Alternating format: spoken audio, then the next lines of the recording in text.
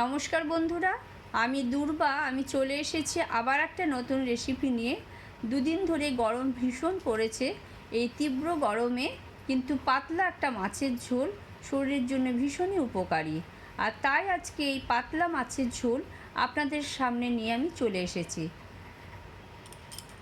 আমার চ্যানেল যারা এখনও পর্যন্ত সাবস্ক্রাইব করেননি, প্লিজ চ্যানেলটা সাবস্ক্রাইব করে পাশে থাকুন। আর যারা এই কাজটা সেরে ফেলেছেন তাদের জন্য অসংখ্য ধন্যবাদ। আসুন দেখে নেওয়া যাক আমি কিভাবে তা তৈরি করছি। দেখুন, তার জন্য প্রথমে আমি কতগুলো চারাপোনা মাছ নিয়েছি। সেই মাছগুলোকে খুব ভালো করে ধুয়ে নিয়ে তারপর তার ওপর দিয়ে নুন আর হলুদ দিচ্ছি। নুন আর হলুদ খুব ভালো করে এইভাবে দুই দিকে মাখিয়ে নিতে হবে। দেখুন, সুন্দর করে নুন আর হলুদ আমি মাখিয়ে নিলাম। এরপর আমি একটা কড়াইয়ে তেল দিলাম। আমি সর্ষের তেলে রান্না করছি। সর্ষের তেলে কিন্তু মাছের ঝোলের টেস্ট খুব ভালো হয়। তেলটা গরম হয়ে যাওয়ার পর দেখুন, এই চারাপোনা মাছগুলো আমি এই খুন্তিতে করে দিয়ে দিচ্ছি, যাতে হাতে ছিটে না লাগে তেলটা। দেখুন, সমস্ত মাছগুলোই দিয়ে দিলাম। একটা পাশ ভাজা হয়ে গেলে উল্টে দিতে হবে। খুন্তিতে করে কিন্তু আস্তে আস্তে মাছগুলো উল্টাবেন, তা নাহলে কিন্তু ভেঙে যেতে পারে। দেখুন, মাছগুলো একটা দিক ভাজা হয়ে গেছে, তাই উল্টে দিলাম। উল্টানো হয়ে যাওয়ার পর দেখুন দুই দিকটাই ভাজা হয়ে গেছে, তাই মাছগুলো আমি তুলে নিলাম। এরপর ওই তেলেই দেখুন কালো জিরে দিলাম। কালো জিরে কাঁচা লঙ্কা দিয়ে আমি মাছের ঝোলটা রান্না করব। দেখুন, কালো জিরেটা দেওয়ার পর একটু কালো জিরেটা ভাজা হয়ে গেলে আমি আগে থেকেই কিন্তু লম্বা করে আলুগুলো কেটে সেদ্ধ করে রেখেছি, সেই আলুটা দেব। দেখুন, কাঁচা লঙ্কা দিলাম। কাঁচা লঙ্কা দিয়ে অল্প একটু ফ্রাই করে নিলাম।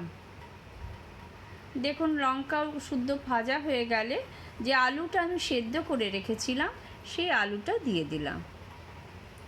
আলুটা দিয়ে আলুটা একটু ভেজে নিতে হবে।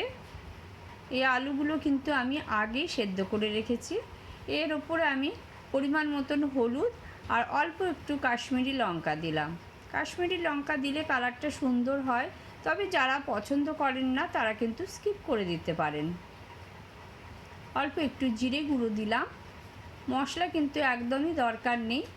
অল্প একটু জিরে গুঁড়ো দিলাম, দিয়ে হালকা একটু জল দেব। দেখুন, ওপর থেকে একটু আদা কুড়িয়ে দিলাম।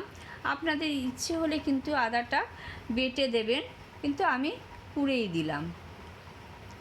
দিয়ে দেখুন, এবার মশলাটা ভালো করে কিন্তু কষতে হবে।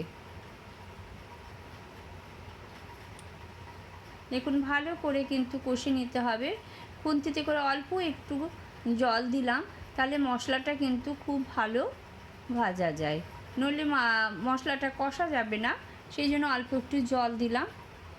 দেখুন, মশলা কষা হয়ে গেলে তখন আমি টমেটো, একটা গোটা টমেটো কেটে রেখেছিলাম ছোট ছোট পিস করে, সেটা দিয়ে দিলাম। টমেটোটা দিয়ে আবার একটু নাড়াচাড়া করে নিলাম। দেখুন, দেখেই বুঝতে পাচ্ছেন মশলাটা কিন্তু ফ্রাই হয়ে গেছে।